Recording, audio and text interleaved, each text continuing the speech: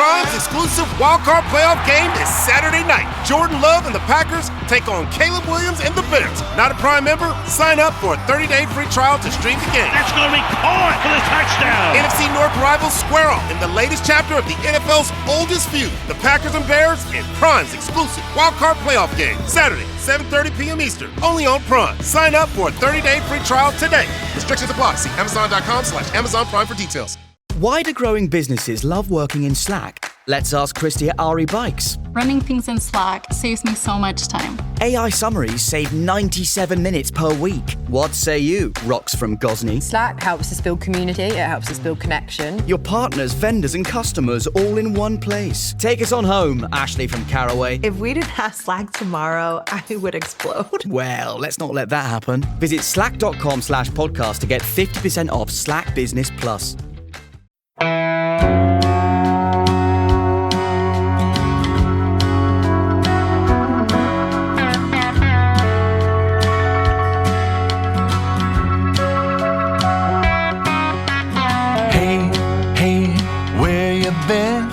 Buckeye Talk is about to begin. Hey, hey, hey, come on in.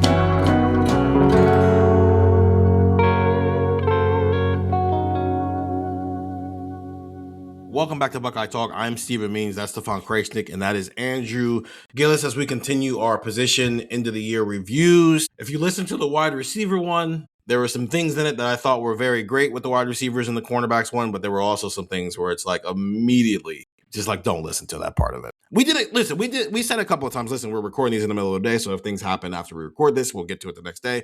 We recorded that well before Quincy Porter and that news had dropped. So any conversation about Quincy Porter and that podcast is now mute. But though, we did talk about the fact that they might bring some guys in from the portal anyway, so it's still okay. It's okay. It's okay. This is what happens when there's a transfer portal window. What is it? 17 days long and random things are happening in the sport. But we continue on with our positional reviews. Today we're doing tight ends and we're doing safeties. And we're starting with the tight end position where it was the year of the tight end, Stefan. What a year it was for the tight end. They had 5 guys who played at least 130 snaps this season. Will Kazmarek led that charge playing 509. Max Clare, the Purdue transfer, 488. Bennett Christian, 5. Nate Roberts, the true freshman, 160. And I would say about 55 of those snaps came while playing fullback, which is what is Andrew Gillis's dream for a tight end, is to play fullback. And then Jelani Thurman, who is now off into the portal, played 135 snaps this past season. Brody Lennon and Max LeBlanc were also in the room. Brody Lennon played 6 snaps this year. Max LeBlanc did not see the field. Stefan, I want to start with you. Did Ohio State exceed, meet, or fall short of expectations at tight end in 2025? Probably met. I didn't have particularly high expectations. It's such a room that had so many highs and lows, and some of it is players' fault, some of it is coaches and personnel and packages that they called fault. And it was just so inconsistent with what you got from the tight ends and the way Ohio State leaned on them at times where they probably shouldn't have leaned on them. So I would probably say met expectations, understanding that Max Clare put up more impressive numbers that I had even projected going into the season. But in terms of, some of the biggest games, I felt like the tight ends didn't have too much of an impact against Indiana and Miami. It felt like they had a pretty good impact against, Texas and Michigan. So it's like in the biggest games is where I'm going to judge you, right, and judge your production. And it felt like it was very up and down from the tight ends in terms of what you were asking them to do at times and also what they were giving you at times. So when it's so much inconsistency, I think it's probably, better to say it's somewhere in the middle. So met expectations, met fairly low expectations for me. Gillis, it's your favorite group. Not my favorite group, but your favorite group. Let me ask you guys a hypothetical question. If I had you guys over for dinner, we were watching football, and I made food, and I made some really good mac and cheese, and you went, I didn't know Gillis could cook like that. That's pretty good. Gillis had some mac and cheese, and it was really good. How about we do this again next week, guys? Sure. And you guys come over, and I make you mac and cheese again. And you're like, well, I know. Just stick to what is good, I guess. And then I say, hey, guys, come over. Hey, there's the Monday night, the wild card, the NFL does that dumb thing where they have a wild card game on Monday now. Hey, come over tomorrow. And you guys are like, I had a good time. Let's go back over to Gillis's. And then you show up and you walk in the door and the macaroni and cheese is coming off the pot. doesn't mean the macaroni and cheese was bad. It means you had too much of it. Ohio State's tight ends exceeded expectations because of what they did. It got to a point where Brian Hartline and Keenan Bailey and Ryan Day decided that it was time to just stuff mac and cheese down everybody's throats when they got to the red zone. And doesn't mean you didn't have good stuff there. It means, this was a really good, maybe second. Maybe we could have just had steak. Gillis does that. Maybe we could have just done that. But why did we keep eating? Why do we have to keep eating this stuff? I don't know, because Gillis says so. Doesn't mean the macaroni and cheese was bad. Max Clare was third on this team in receiving, and it wasn't really because Brandon Inniss was hurt the whole year. And Max Clare had 43 catches and 48 yards and 2 touchdowns. And Brandon Inniss would have had 90 catches had he not been hurt. The slot receiver is so critical for Ryan Day's offense, and Ohio State's tight end Max Clare that picked up the slack. Will Kazmarek, one of the best blocking tight ends in college football. If you talk to Keenan Bailey, he will interrupt you and say he's the best blocking tight end in college football. I mean, I think that holds up. I think there's certainly an argument for Kazmarek. And then you've got a handful of depth guys. You had Bennett Christian. Nate Roberts was somebody that, again, I don't think it was a Nate Roberts didn't do his job problem, because he was asked to do another job that was not part of his real kind of full responsibility. They played Jelani Thurman. Those are your 3, 4, and 5 tight ends. I don't know. That's really good when you compare that across the scope of college football. So to me, you have a pretty solid kind of receiving tight end in Max Clare, who I think did get better as a blocker as the year went on. You've got a really good blocking tight end in Kazmarek. You've got a host of other options.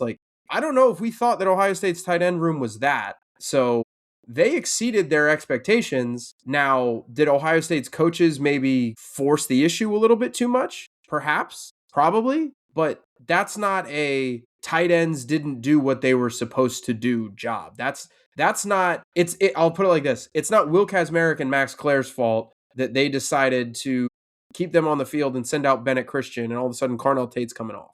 It's not Bennett Christian's not the reason for that happening. So if you want to blame somebody, it's not the tight end. So I think they exceeded expectations. Yeah, it's exceeded for me, one, because I said Max Clare would not have 30 catches in 12 games, and he had more than 30 catches in 12 games. So by that metric alone, they exceeded. But also, per capita, they were the deepest room on the roster, and that means something. And that is impressive. I'll start positive for a while, because we're going to get into some of the worst things and everything else. But that is impressive, that how far the tight end room has come since Keenan Bailey took over that room and since Ryan Day became the head coach here. We're not that far removed from it's either Cade Stover or nothing 2023. We're not that far removed from tight ends don't get the ball here. Just go out there and block. We're not that far removed from that. So the fact that they've gotten to a point there, the tight ends had 5 guys from day one. They played 5 guys in the first game of the season. The fact that they got to that point where they felt like that was a weapon for them is an applaudable thing. And it shows you the way Keenan Bailey can develop a room. And that is applaudable. We'll start there. I do think whether it became too much of a weapon, we'll get into later in this podcast. But there is an advantage to using tight ends, right? The Rams do it. How much stuff do the Rams do out of 13 and 14 personnel? And they got 2 good receivers, too. The Rams are almost built like the Ohio State Buckeyes were this year in terms of they have 2 studs at receivers, a quarterback who can sling it a little bit, and a bunch of tight ends, and they like to use those different personnel packages with those tight ends and have success with it. And I think that's what Ohio State tried to mimic at the college level. Were they always successful with it? No, but a lot goes into a game plan. So they went through 5 days of practice and multiple weeks in a row came to the conclusion that, yeah, man, we think guys can handle these roles. And I think everybody maximized what they could be in their specific role. So just speaking from a tight end perspective, that's why it exceeded. Do I think it's repeatable next year? I don't know. I guess we'll get into that later. Do I think they should repeat it next year? No, I'm going to answer that right now. Please do not do that again. I do not want that. Gillis, in your metaphor, where you're only making macaroni and cheese, you have to mention the fact that this is your first time cooking. And so now you found a meal that works and you know everybody's going to like it. But because it's your first time cooking, you don't realize that while we like this meal, if you keep making this meal, we're eventually not going to like the meal. but you don't know how to do anything else because you've never done this before. But I'm also so leaving you don't know ribeyes that. in the fridge. Why are the ribeyes in the fridge? Let's take them out. Let's put them on the grill. But Gillis. it wasn't until like 3 or 4 weeks in that we realized you had ribeyes in the fridge. Right, exactly. And then once we realized they were in the fridge, they were freezer burnt for 4 weeks. So you couldn't use them. And the backup ribeyes in the fridge aren't from the place that makes the good steaks. They're from Walmart. That's a wide receiver metaphor. But I thought the tight end room accomplished its goal this year. The goal of any assistant coach is to recruit the room at a high level and develop it as a high level and have as many players that you feel like you can put into a football game. Nobody from a per capita basis did that better than Keenan Bailey in 2025. That is an absolute fact. And because of that, it exceeded expectations.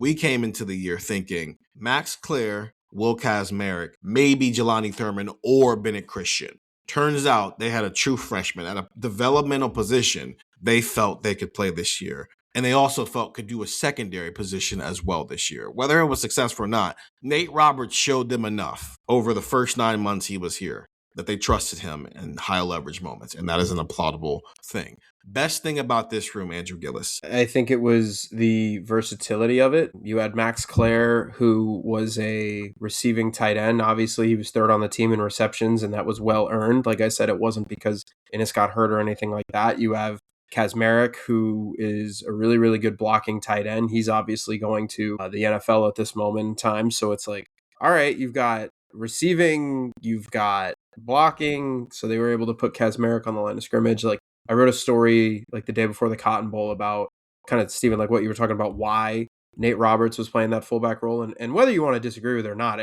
in fact, I wrote the story. I disagree with them putting Nate Roberts back there. The reasoning for it made sense. And one of the big reasons was we can't take Kazmarek off the line of scrimmage because he's 6'6" and 258 pounds and he's got to block defensive ends. I think you can take him off the line. And I mean, would you rather have him in the backfield or Nate Roberts? And I'd rather Nate. I mean, that's fair. But if you want to have a tight end in the game at the goal line in terms of blocking or even just in general, if you want a tight end to block, Will Kazmarek. So you have that. Like Bennett Christian, I think, was kind of a really, really good third tight end in that I don't think he was necessarily like a specialist in terms of like, whoa, look at this guy. He's an elite receiving tight end. He just can't block. Or, whoa, this guy's an elite blocker. He just couldn't catch cold. I think he was just kind of a do everything type of tight end that you had a really good option as a third. And having those three guys, 1, 2, 3, I mentioned this first, so I don't want to go too long. That is not a luxury that everybody has. So the versatility. I think it goes back to some of what you were talking about, Stephen, with just the depth and probably building off of that to kind of change the perception around the tight end room. You know, I know Keenan Bailey last year when he talked about, you know, his room and things of that nature. And I think he was asked, you know, whether it was spring practice or preseason camp about, you know, the reputation of the tight end room at Ohio State. And he was like, I mean, listen, the numbers can say one thing, but when you turn on the film, you know, we were doing 13, 14 personnel packages in the championship game. So it's like, sure, the numbers say one thing, but like you can see on film that Ohio State uses tight ends. But oftentimes perception is reality, right? And what people say, you know, publicly can sometimes skew what the actual truth is. And to actually have production to back it up, I think, you know, furthers that point for Keenan and that room. So to be able to point, you know, at this position group and say, yeah, we played a bunch of tight ends, but also a guy like Max Clare, you know, chose to transfer to Ohio State. So like that's one thing, is getting a guy like that to transfer to you. And two, he had, you know, 40 some catches and close to 500 yards receiving. That's another thing now you can point to and say, not only can we land a guy like that, but he can also produce and not do it just because, you know, or produce in a different way than Cade Stover did, where it's just like it's Stover and nobody else. So like, yeah, obviously he's going to put up some good numbers. Whereas with Max Clare, he put up some good numbers while other guys in the room were able to contribute. And if you're Keenan Bailey and this staff recruiting tight ends, you can say, hey, come here. You can be a good receiving tight end and put up impressive numbers, while also, hey, you can be a guy who could be a depth piece who also plays a ton as well. And I think it's why you maybe look at this offseason already and you say, all right, Will Kazmarek's leaving. They were able to pretty quickly, you know, find his replacement, right? Like Will Kazmarek had a role that maybe isn't sexy, for lack of a better term, but it's something that you can sell, right? It's something that's useful to a roster. And you can immediately look at Mason Williams, who, you know, had a pretty good career at Ohio, and say, hey, come fill this role. We can prove to you that someone can fill this role while also having a receiving, tight end in the mix as well. Both of you can have pretty big jobs for this Ohio State team. So I think kind of maybe not changing, but affecting the perception that surrounds this room is something that this group accomplished this year. Maybe it made you want to bang your head into a wall sometimes, but if you're recruiting the position, everything that happened this year is something that you can point to recruits and say, hey, receiving tight end, come here, you can do this. Look at Max Clare. Hey, blocking tight end, come here, you can do this. You can do what Will Kazmarek did. Hey, this tight end, that tight end. You can go up and down the list and say, look at what these guys were able to do for us this year. It's a good thing to have, right? It's a good thing to have in your recruiting pitch. And I think they accomplished that this year. So a lot of the offseason coming into the year, I thought this room would be a lot like 2021. You had 3 studs at receiver and a young quarterback who could sling it a little bit. And maybe the tight end usage kind of dropped because of that. When you mixed in the running back room, maybe they would get some of those receptions instead of the tight ends room. And the room this team ended up being a lot more like 2023, where Marvin Harrison Jr. in 2023 in 12 games, 67 catches, 1,211 yards, and 14 touchdowns. Emeka Egbuka, even while not being fully healthy, had 41 catches for 515 yards and 4 touchdowns. While Cade Stover had 41 catches for 576 and 5 touchdowns. Top 3 this year, JJ, 87 catches, 1,243 yards and 12 touchdowns. So that's Marv. Carnell Tate, 51 catches for 875 yards and 9 touchdowns. So that's Emeka. Obviously more stats because they played more football games that year, and also it just was less spread out. Max Clare, 43 catches, 448 yards, and 2 touchdowns. That's Cade Stover in that mix. And just for reference of where wide receiver 3 was, even if wide receiver 3 that season was an outside guy and this year was an inside guy, Julian Fleming, 26 catches, 270 yards. Brandon Ennis, 36 catches, 171 yards, and 3 touchdowns. So the concept of it ended up, in terms of the ball distribution, even if it was more throwing in 25 than it was in 23 in terms of receptions for the top 4 guys, that's what it was then. So it ended up being a lot more like 23 than it was 21. Yeah, I agree. What Keenan Bailey did with this wide receiver room, I don't remember what game it was when I think 4 of the 5 guys who played all had a catch, and Nate Roberts would have had one, but he dropped it. And whatever game it was a Big Ten Network game because Jake Butt was calling it, and he was like so happy because obviously he's a former tight end, and they put the stat up there. And I remember tweeting it out, and I was like, this is a Keenan Bailey recruiting graphic. So in a world where if you were a highly rated tight end, you're going, why the heck would I go to Ohio State? Keenan Bailey just gave you an answer for why you should go to Ohio State. And that's very prevalent in a world where I think, Gillis, there is a tight end in the 27 class that Ohio State is high on, I think, if I have that right. I'm not Williams. Names. Yeah, Mark Williams. Brock Williams. Okay. He's so yeah, from Libertyville, Illinois. Like, I don't know, but if Brock Williams is asking why he should come be an Ohio State football player based off of like the development of the tight ends, Keenan Bailey can point to this year and go, I played 5 guys consistently. And one of them was a true freshman. So, Brock, you can come in there as a true freshman. And if you show out in the spring and show out in fall camp, you will play 130-plus snaps your first year.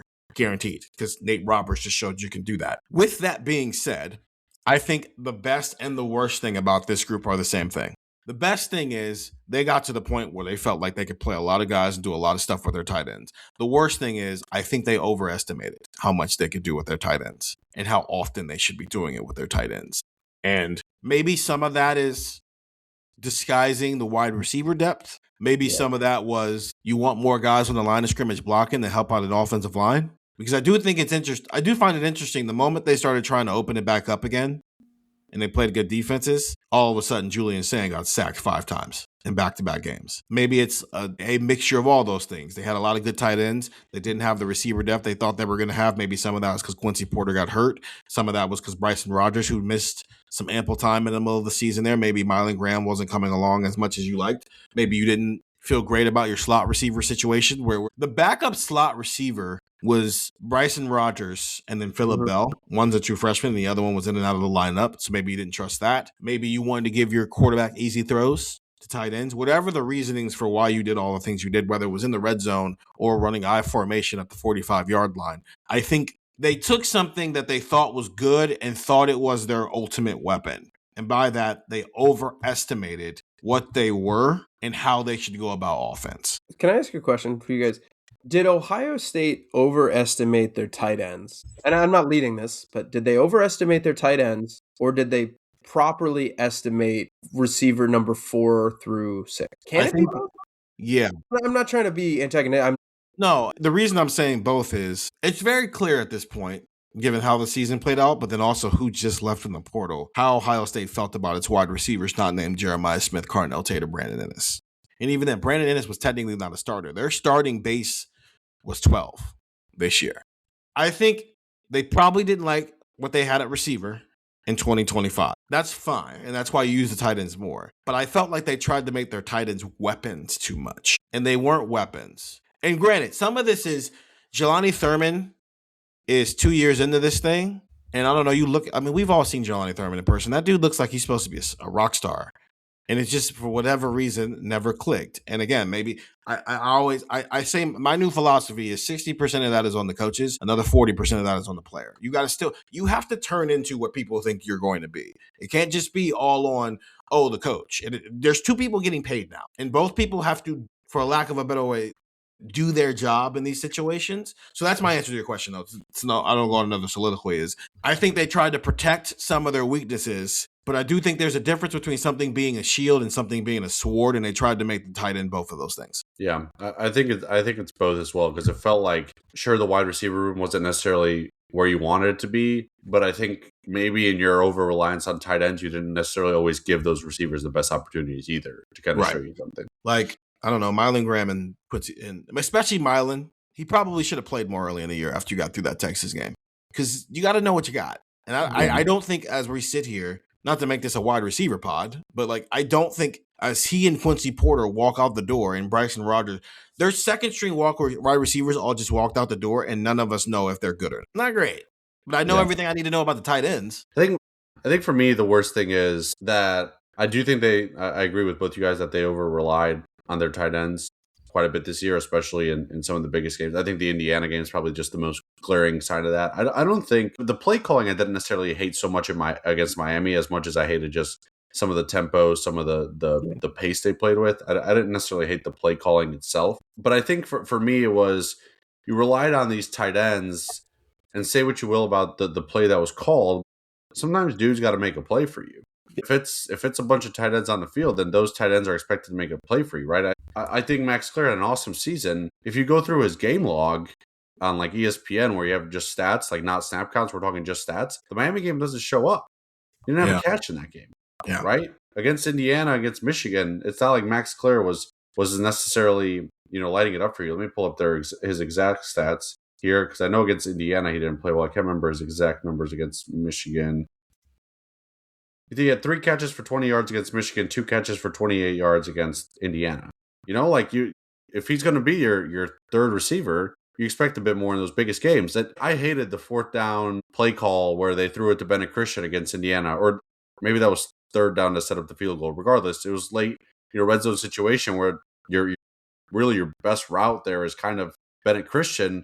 I hate the play call. Mm-hmm. Bennett Christian was also kind of running this route where he's like fading. It's like, hey, they just want you to cut across. Like you're letting the linebacker or the safety, whatever it was, catch up to you. Like it felt like in some of the biggest games, tight end usage was head scratching, but also your execution for some of those players wasn't necessarily great either. Should the game come down to Bennett Christian making a play? No, absolutely not. Not on a team that has Jeremiah Smith, Carnell Tate, Max Clare, Brandon Ennis, Bo Jackson, on and on and on.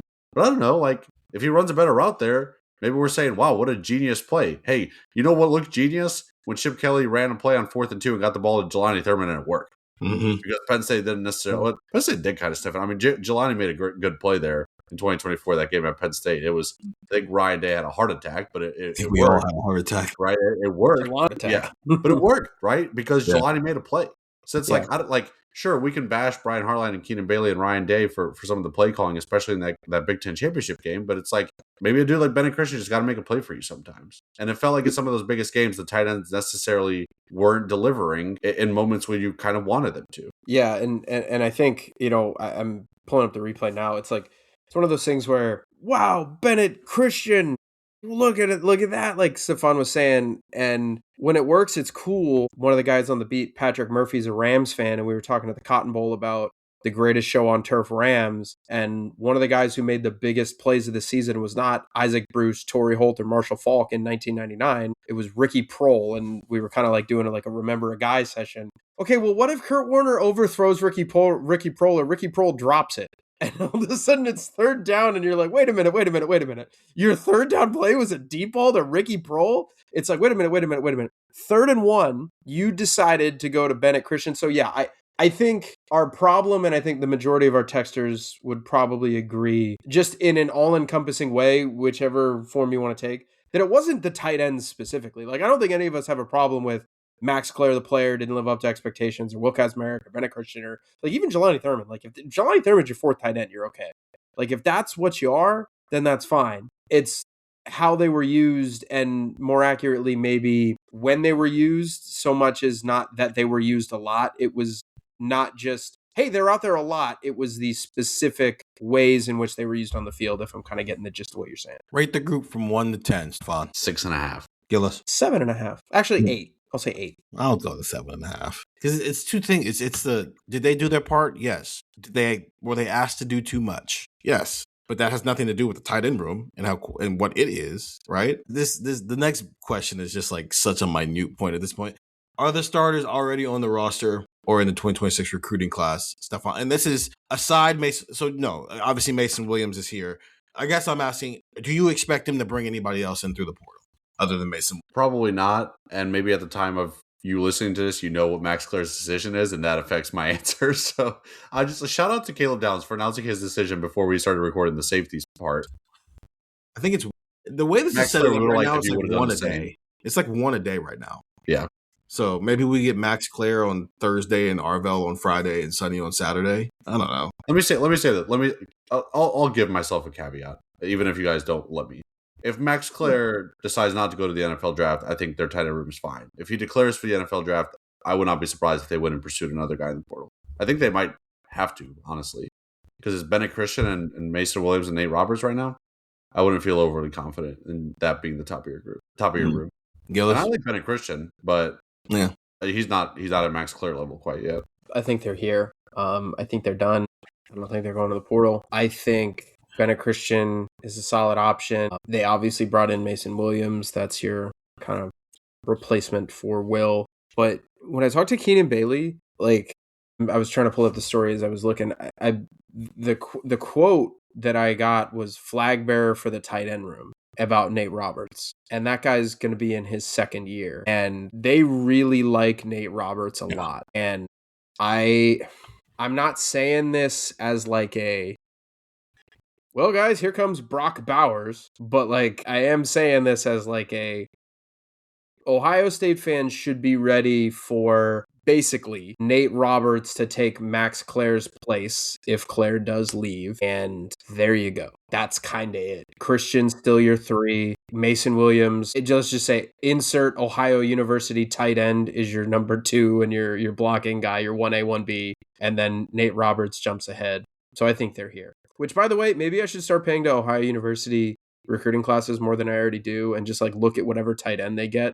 Be like, in 2 years, that guy's going to be a Buckeye. So I think there are 3 guys who could come back or could leave, where I think they are intriguing decisions right now because, as we know, like Ohio State's first priority is to retaining its own roster. And so these are guys where they could leave, they could go. Kenyatta Jackson, who has a 5th year of eligibility. Caden McDonald. And so we'll see what that draft grade was. I think draft analysts all have like Caden McDonald going very, very high, but still his testing numbers are going to be so intriguing because he's not as big as he plays. And so if that grade comes back and it's a 2nd round grade, can Ohio State pull together enough cash to feel like, hey, we can give you 2nd round player money. You can come back in another year and turn yourself into a 1st round draft pick.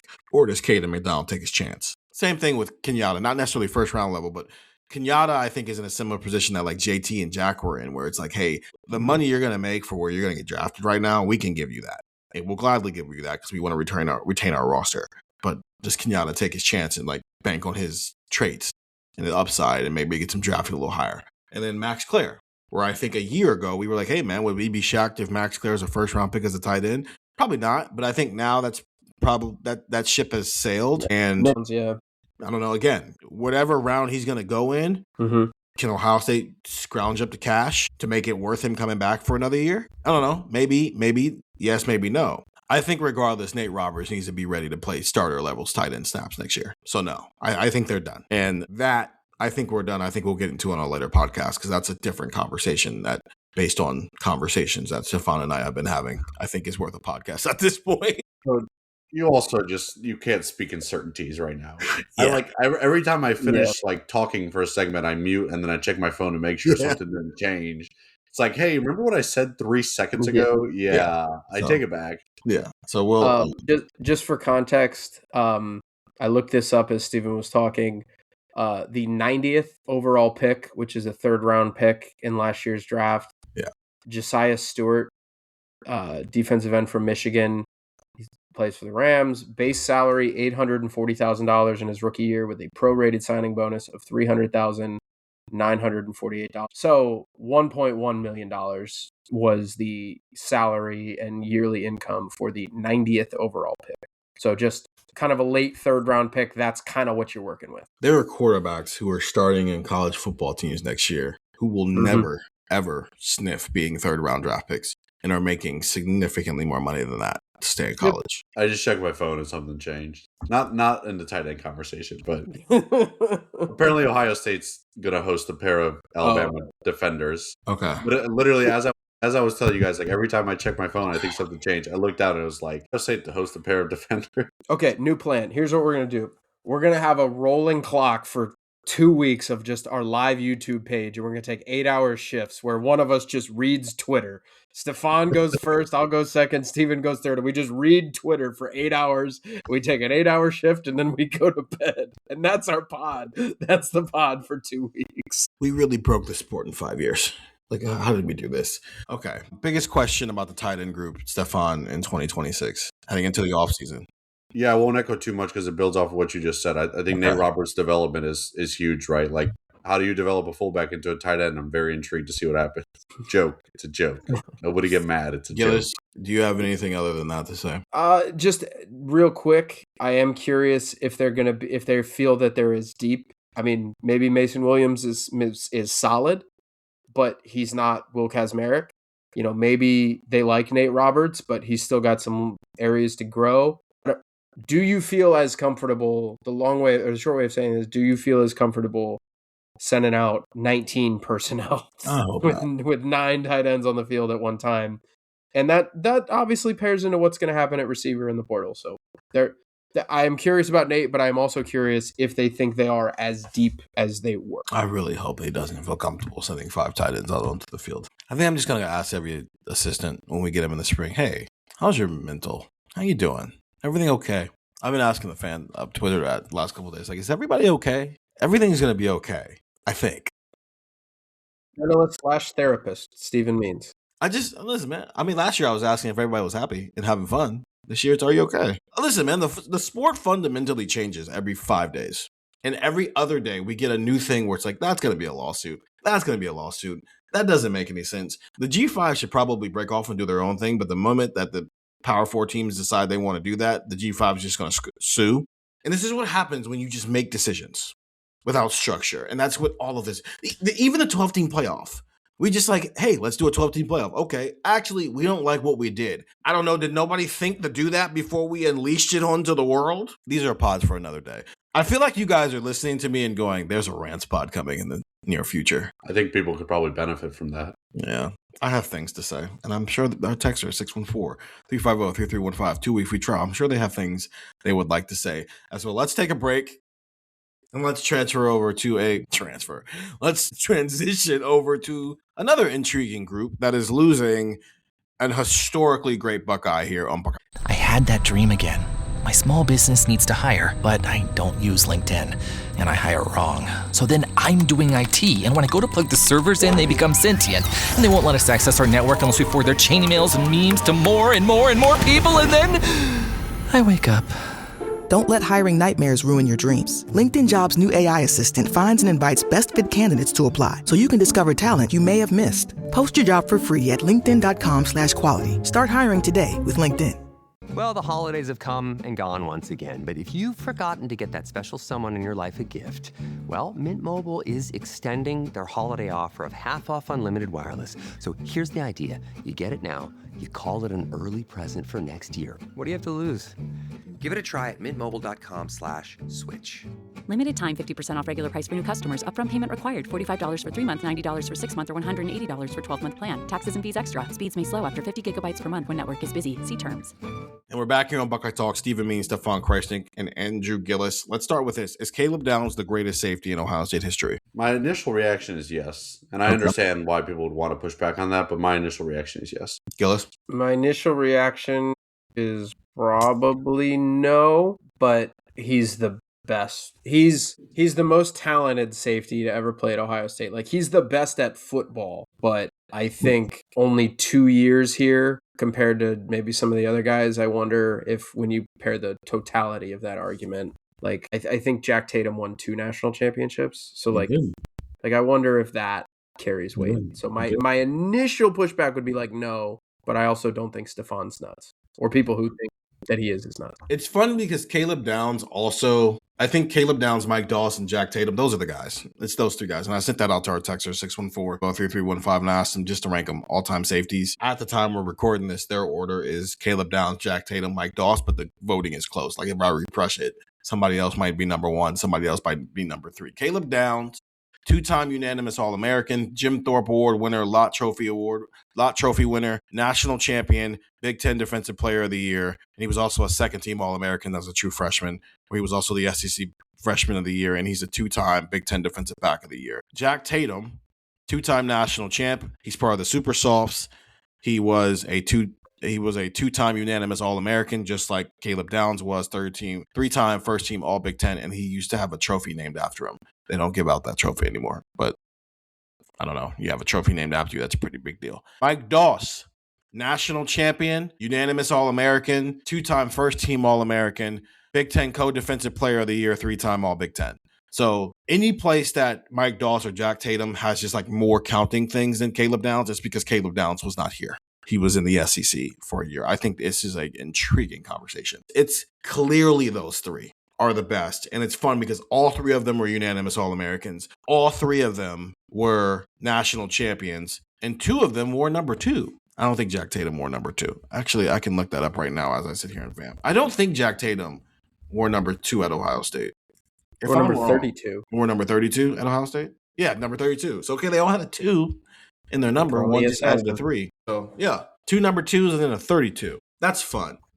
Matt fell short. Andrew Gillis, the safety room in 2025. This is funny because it's like the expectation that you had. I think they met it. I think Jalen McClain was really good. I think we kind of figured he'd be really good. I think Caleb Downs was lock it in, no doubt. This guy should go in the top 12 of the NFL draft. Lock it in.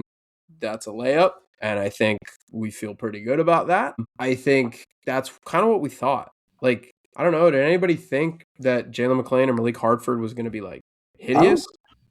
I think you're selling him short. I'm going to exceed because we weren't sure who was going to be the other starting safety, and we were talking about Dylan Thieneman. Like, go get that guy. I'm just going to be real. Lathan Ransom and Jordan Hancock were awesome here. Like, they both are like they were awesome, and we were very concerned about the ability to replace those guys. Like, to be real with you, Caleb Downs even exceeded what I thought the second year of him at Ohio State would be. I thought he'd be very, very good. Like, dude. I think Lorenzo did too. I know we've been hard on Lorenzo, but like we legitimately spent most of August being like, why not play Jermaine in the slot and just have Aaron or Devin play outside? And Ohio State just kept being like, Lorenzo's pretty good. I don't know what you guys are thinking. He every time he popped his shoulder out, we would go, oh, it's time. Lorenzo's not going to play anymore. And he kept playing. And then I understand the OU catch that he gave up. He didn't get, and then Indiana hit some stuff deep, but it's not. He didn't. That's not all on him. Jermaine Matthews gave up some stuff deep too. And then his ultimate matchup this year, he held Malachi Toney in check. Malachi Toney isn't the reason Miami beat Ohio State. Mark Fletcher and a pick 6 are why. Well, and then Ruben Bain and Mesidor. Yeah. but think if we had the list of reasons, we talked about it in that preview of like, hey, Malachi Toney and Mark Fletcher have to be perfect, and they weren't perfect, and Miami still won the football game. Yeah, you're right, Steph. I'm with you. This is just Caleb Downs was better than he was the year before that. And we saw him like maximized. The stuff we were seeing with him in the playoff last year, we saw for 14 games this year. I don't think Lathan Ransom was missed. In fact, I think Jalen McClain, who's going to be in the Caleb Downs role next year, I think he's one of the best returning safeties in the Big Ten. And Lorenzo Styles was very, very good. I thought Leroy Roker wasn't perfect, but when he had his moments, he did some good stuff. I think Fahim Delane flashed in a way that's like, that guy's going to be a starter. Malik Hartford got hurt, so we didn't get to see what he was like. But Malik Hartford was their third safety and didn't play this year because of injury, and he was redshirting, and I thought they were fine. This safety room turned out to be so much better than I think we were expecting it to be. We thought it was going to be Caleb Downs having to kind of maybe make up for some young mistakes by some younger guys. And that's not what this room was at all. Yeah, Kudos to Matt Kare. I was definitely the most vocal of us three of just like concerns about Lathan Ransom leaving just because of how good I thought Lathan Ransom was. By the way, Lathan Ransom had an awesome PBU last week against Mecca Buka, which was really cool to see. But besides the point, I was really high on on Lathan and replacing him. And I thought Jalen did that and then some. You say one of the best in the Big Ten. One of the best return to safeties in the country, I think. Yeah. Yeah. I mean, wow. Speaking of dudes who can ask for a raise and deserve to get the raise, I'm going to save those thoughts. Like, it's been soon. It's just been an eventful week, and it's Wednesday as we're recording this, and Thursday as people are hearing it. It's just we were inside baseball, like we're trying to figure out how to schedule recording some things just because I'm back up in Chicago for Serbian holidays. I think a rant spot might help with some of our scheduling issues because it seems like that's front of mind right now. There's just a better way to do this sport, and we're just not doing it. Best thing about the room, Andrew. Caleb Downs is the best safety in the last 20 plus years. Like, I think there were times this year that I noticed that, like, yeah, Caleb's really great, and yeah, he's good, and yeah, if the Washington Commanders take him at 7th overall, I'm going to be pretty happy. Like, I get that. Like, sure, great. But, like, I don't know if it's possible to really, like, quantify it with Caleb leaving. Like, I don't know if you're looking at Caleb Downs going like, well, Ohio State just simply reloads. They have this guy coming in and they'll be really great. Like, I don't know. The number of guys that whenever they would have that like palms up look and they would kind of like be looking around confused. It's like sometimes it felt like they were looking at Caleb first, like before they looked to the sidelines. Like Caleb's directing traffic in that Miami game. I mentioned that social media clip the other day of like Caleb getting pissed at Jermaine, and I'm no disrespect to Jermaine, I trust Caleb a lot. So it would take a lot for me to be like, oh, Caleb was wrong. So yeah, the best thing about it was not just Caleb Downs is really good and he's athletic, but like what makes him special is you've got a supercomputer in his helmet on the back end of that defense. And that is not something that you can take lightly. And that, frankly, and I'm not trying to be like overly pessimistic, that is not something that you can replace. Like, no disrespect to anybody else in that room and their football IQ. I think we all can kind of know and talk about Caleb Downs just being at a different level. And you can't say Caleb Downs is one of the 3 best safeties in Ohio State football history, bare minimum, and then be like, everything else will be fine next year. Nothing will be different or worse or all that bad. Like, I don't know. Kind of reasonable if you say like losing Caleb Downs hurts a lot. And it wasn't just because of how good he was, like from a height, weight, speed, run, jump, hit type of way. I think it's always great. This is my best thing. I think it's always great when a guy like Jalen McClain or Malik Hartford in 2024 can learn behind a Caleb Downs or a Lathan Ransom. I think it's even better when a guy like Jalen McClain can learn from Caleb Downs while playing next to Caleb Downs.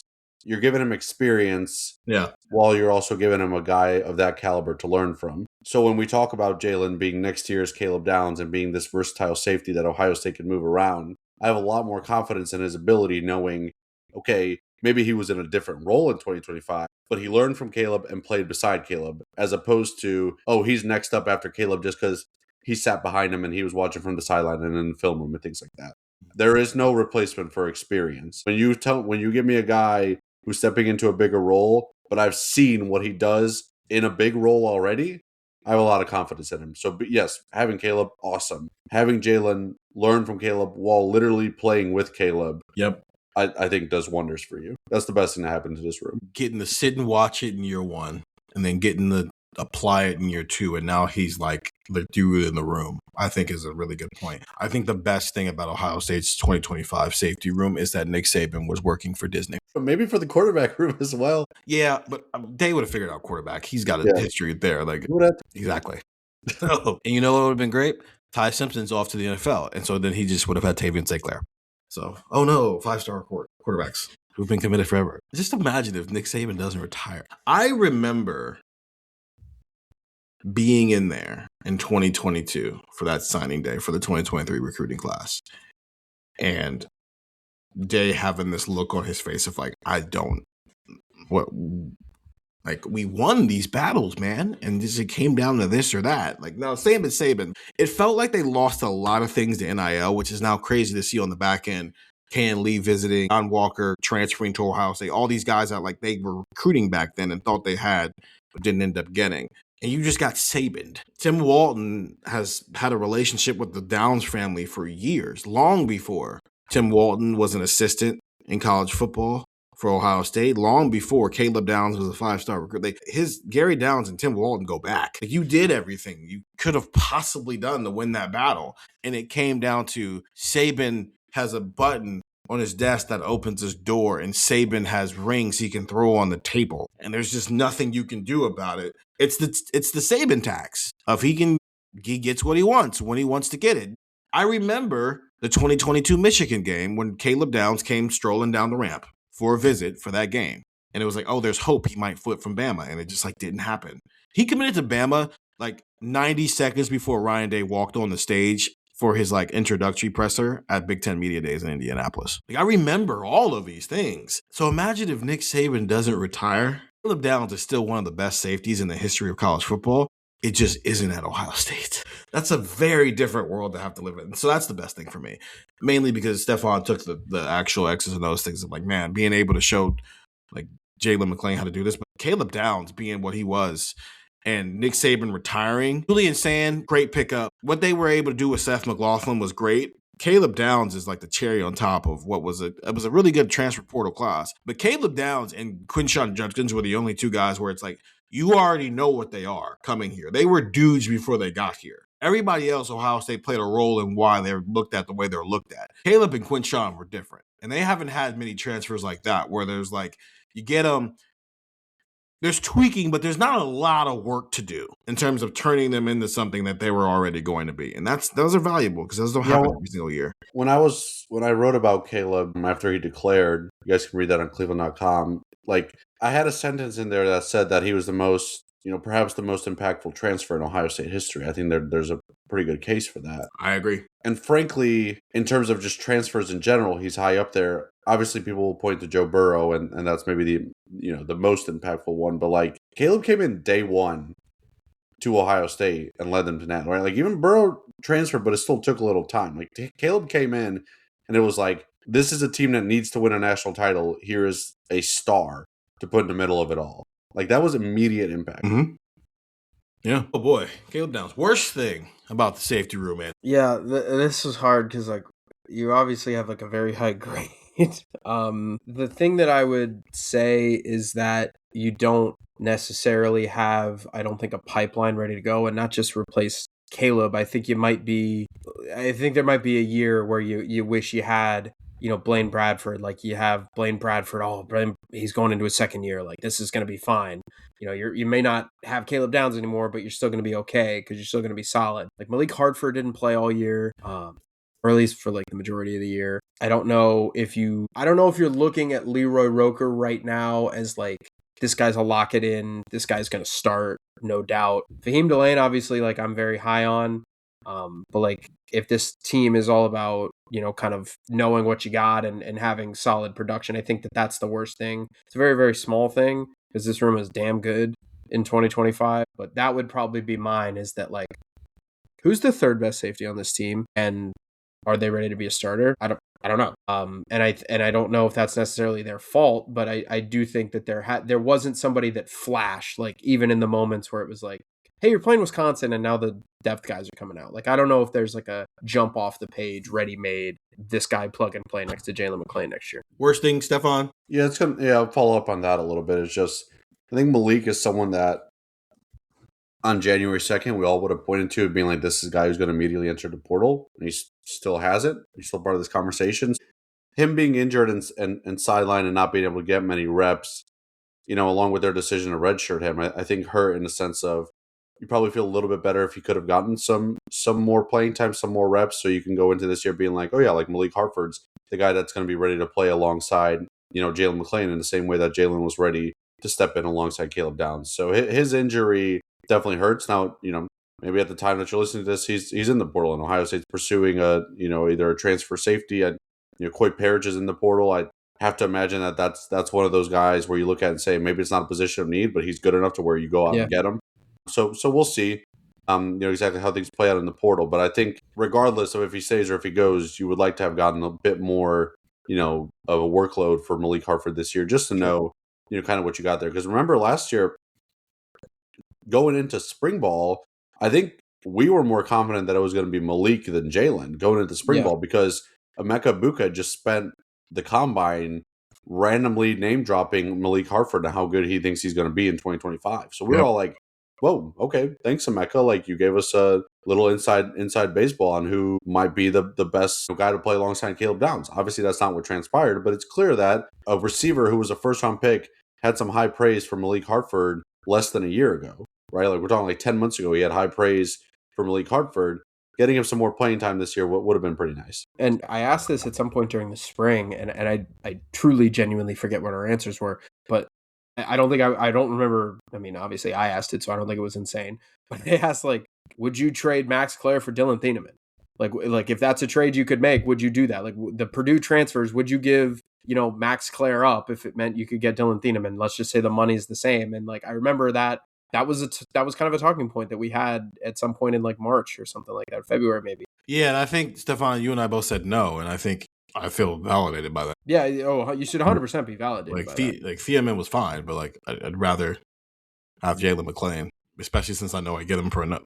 Yeah, I'd rather. I'm supposed to get him for another year. We now have to talk like that. Like, I'm supposed to get him for another year. In all seriousness, Stefan and I have been talking to people, and so I do think we need to talk about some of this stuff that we've been privy to behind the scenes on the pod at some point, because there is a lot happening that has changed the tenor of even how we're doing this podcast, of trying to project in a world where things are being negotiated and then the portal opened and now things are being negotiated again. There's like just a lot of moving parts to everything, where we are sitting here now and nobody feels sure about anything in any perspective. I just don't want to keep hammering on that on this pod because that's a little too dark for what we're doing. Rate this group from a scale of 1 to 10. 10. Yeah, 9.5. The only reason I'm at a half is because, like I said, I think you had some depth guys that you would like to have seen more from, but like your starters were at 10. Like how we Steven and I were talking about receiver. I think we said like 6.5 or whatever. Yeah. And we were like, Carnell and JJ were probably that 6.5. Yeah. I think, your number one and your number twos were a 10. You got everything you wanted out of those two. I don't know. The thing is, though, I don't know how much. I mean, first of all, you don't rotate at safety. Second of all, even if you do, that means the game's kind of over. You're not really paying attention to it a ton. So I don't know how much you could have learned. Even if Malik was healthy, I don't know how much we would have learned from him this year. I'm at a 15.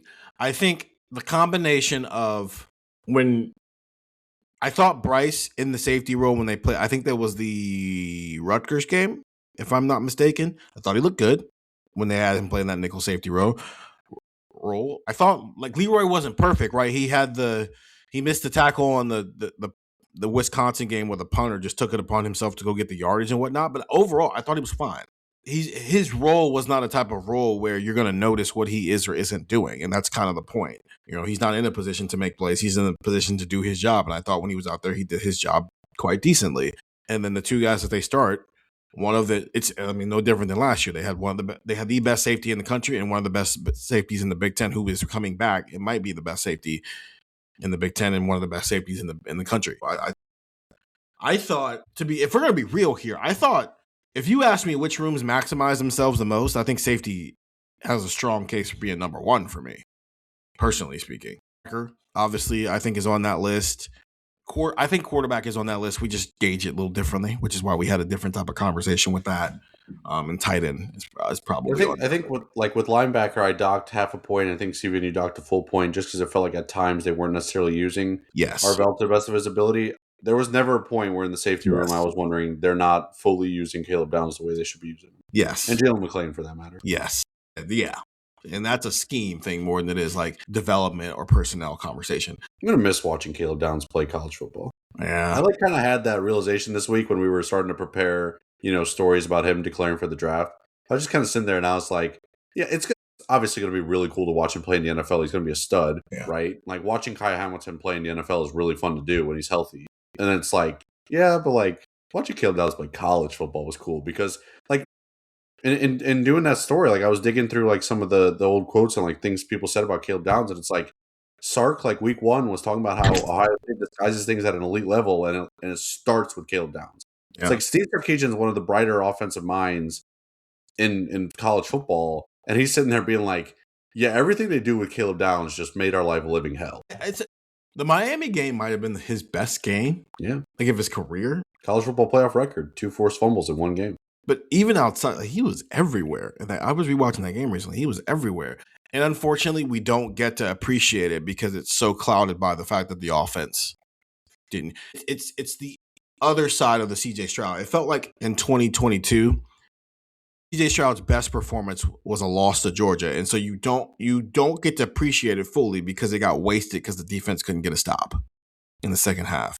Caleb Downs was at God level against Miami, and you don't get to appreciate it because the offense couldn't get score in the second half, couldn't finish it off. Like, just think of the tone of the post-game pod, because if Ohio State would have won that game, let's just say they get the ball back with 10-16 and they drive down, they score a touchdown, and then the defense gets a final stop in that game. We're not spending a ton of time talking, Ohio State pulled that one. We're essentially saying, okay, cool, Ohio State just got punched in the mouth and they showed that they can respond. Cool. Yo, did anybody watch Caleb Downs today? Holy moly, what was that? I don't think we mentioned Caleb Downs' name on the postgame pod because they lost, and so all the focus went to the unit that nobody could have imagined would have cost Ohio State a win. Not the offensive line, but the offense as a whole malfunctioned to the point that it wasn't doing anything. And there were 13 games of evidence that they were going to eventually do this, and maybe we weren't paying enough attention to it. So it's unfortunate. But if you go watch Caleb Downs' snaps in that game, man, that's like the ultimate version of Caleb Downs as a college football player, which is why NFL teams don't overthink this. I understand positional value matters. If you take him at 7, take him at 7. Don't overthink this because of positional value. Sure. Are all this what pick do the Commanders have? 7. That's why I said 7th. Fine, Commanders, don't overthink this. Do you think there will be a transfer portal person starting at safety for Ohio State in 2026? At the time of recording, I'll say no. At the time of recording. Listen, I think Coy Parrish is fun. I think that's like the perfect guy, but it's like nothing is out there quite yet to make you think that Ohio State's heavily pursuing it. Yeah, no. They really, really tried to get him like at the end of his recruiting cycle. Like they really, really pushed hard and he decided to stay home. So like there is a relationship there. Like there is that, but like Stefan said, there's no kind of evidence to that. And like it also has to be one of those things where I don't know, you probably got some other needs that you probably want to take care of first. You probably got some like if you were to look I don't like that line of thinking. What do you mean? Taking care of needs first. You go get whoever wants to sign first.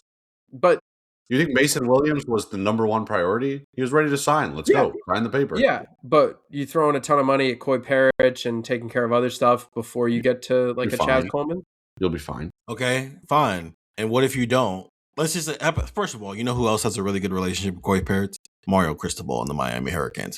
Take with that what you want. Fine. Okay. Also, like, I don't know, you got Quinshawn, a couple weeks later, you're like, what, are you going to tell Quinshawn to walk because Caleb Downs? No, get both of them. Yeah, there's like, okay, fine. Let's just say that Coy Parrish tomorrow, which this is not happening. So this is not us reporting. This is now hypothetical. Coy Parrish says, hey, I want to play at Ohio State. I'm ready to sign. And you're like, I don't know, man. We have some other needs. We're waiting on Chaz Coleman to sign. And then Chaz Coleman signs with LSU. And while you were waiting on Chaz Coleman to sign, Coy Parrish took his business elsewhere. Welcome to free agency in college football with no rules or regulations or structure. And anybody can be an agent and represent a kid. Congratulations. You are now a college football agent. Yeah. Just be the family member of a good football player. Biggest question for the safety group in 2026 is I think it's a pretty obvious one. Everybody who's already on the roster actually going to show up for spring practice. Yeah, well, that too. I think what's funny is like with tight end and safety, I don't know if we have like a ton of like concern or worry about like guys leaving. They're just the guy. This is just the pod that happened after the Quincy Porter pod, so now we have to overcompensate a little bit. Yeah, that's fine. I think the biggest question is just like the development of either these younger guys stepping into play, alongside Jalen, or Malik's develop, like what whoever it is that's going to start next to Jalen McClain, like his development, I think is the number one thing. Gillis.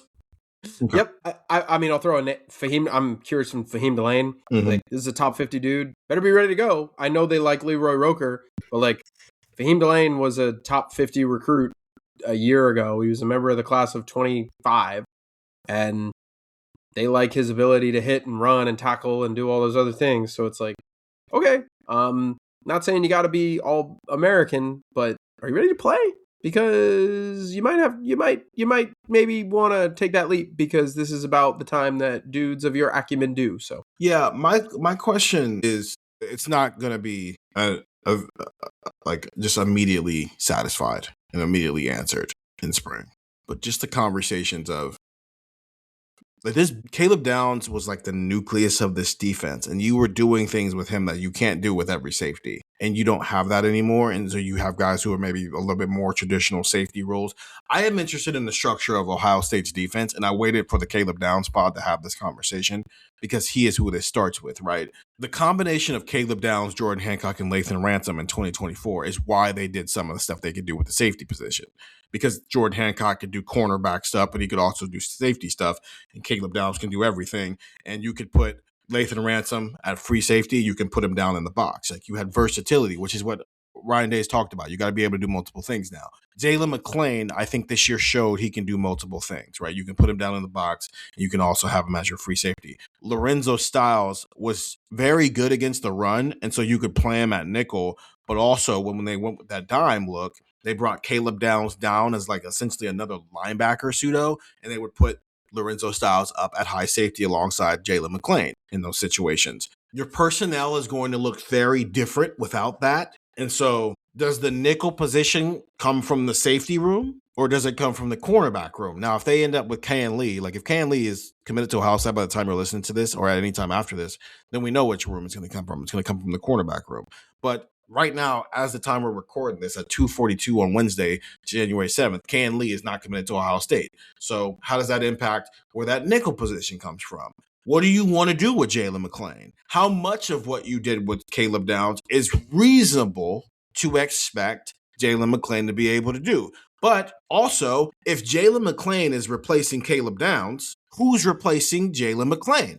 Because that's how this works. You need to have Jalen McClain and Lathan Ransom doing what they are doing for you to feel like you have the freedom to do what you did with Caleb Downs. So whether it's Fahim Delane or Cody Adad or Leroy Roker or Deshaun Stewart or insert portal name, like who is that guy alongside of Jalen McClain that gives you the freedom to do whatever it is you want to do with Jalen McClain? Maybe it's Malik Harford, like who's still not in the portal at the time we're recording this, but who knows, right? The portal doesn't close until January 16th. For all we know, all 105 players could hop in the portal, except JJ, actually, because he already told us he's not going anywhere, which was never a reasonable thing. But I understand when you've already lost 3 wide receivers and the wide receiver coach is gone, I understand where the panic came from. JJ understood where the panic comes from.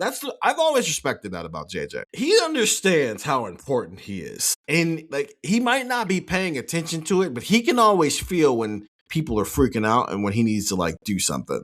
He did it as a recruit and he's doing it now. So shout out to He just kind of gets the game, but he also gets like the surrounding part of. He gets the business of the game, I think, just like the fandom of it at an advanced level. But everybody's asking, man. Your coach is gone. A lot of your teammates in your room are leaving. Are you like the ultimate domino that's gonna fall? No. And also probably all of his texts and DMs and everything on that and social media were probably just like, are you going to Miami? Are you going to Miami? Are you going to Miami? Are you going to Texas? Are you going to Oregon? Are you going to Miami? Are you going to Miami? I'm going to be real. if JJ is the competitor that I have come to know him to be and that he thinks he is and knows he is, you guys have spent enough time around him now. Do you think he's the type to pull the Kevin Durant? He's not a if you can't beat him, join him type of guy. And that's not a slight at Kevin Durant at all. It's just JJ wired a little differently, dude. I think JJ would rather play Miami again and beat them than join them. Yes. Like that's just the thing. And it's not. We say this. We're in like 5 years. He's gonna pull like a move in NFL free agency, and someone's gonna be like, "Remember when they said this?" And it's gonna be like, "Well, okay, whatever." That's different. That's the NFL. That's the NFL. That's a business. This is back to what you were saying about the safeties, though. Yes. This is a tight ends and safeties pod. I know. Yeah, I agree. Right, like for Caleb to be Caleb, the other guy's got to be the other guys, and that's the tough part. Is like, unless we want to get irrational, we're not going to find that out on spring practice number 1. But in watching some of those guys develop and some of the leaps that they take this offseason, I think you can maybe start to, figure some things out and get some confidence in an answer or prediction. Because I just think safety is a little different than an edge rusher, where it's like, hey, how things change. I don't know. We don't have a dude who can get after the quarterback in 0.7 seconds. Even with wide receiver, it's like, okay, well, like, I don't know. With safety, when you're in the middle of the defense, it's hard to scheme against it as an offense, and then you have to build around it. And when you lose that, it's almost like losing LeBron James in the NBA. It's like, okay, you were structurally built around this dude, and now you have to essentially tear it all down and build it from scratch in a way that maybe you can build on it in other years with other players. And so I think that's an interesting conversation to have with Matt Guerrieri. Maybe Matt Patricia, maybe not, because the NFL coaching carousel just opened this week too. So everything is happening. 614-350-3315, 2-week free trial, $3.99. After that, that's to Stefan's point, that was the tight ends and the safeties. We'll wrap it up with the trenches tomorrow to close out our end-of-season reviews. Get the text as things are happening. We are sending that stuff immediately to your phone. You don't have to go looking for it. We're bringing it to your phone. 614-350-3315, 2-week free trial, $3.99 after that. For Stefan Krajisnik and Andrew Gillis, I'm Stephen Means. Talk to you later.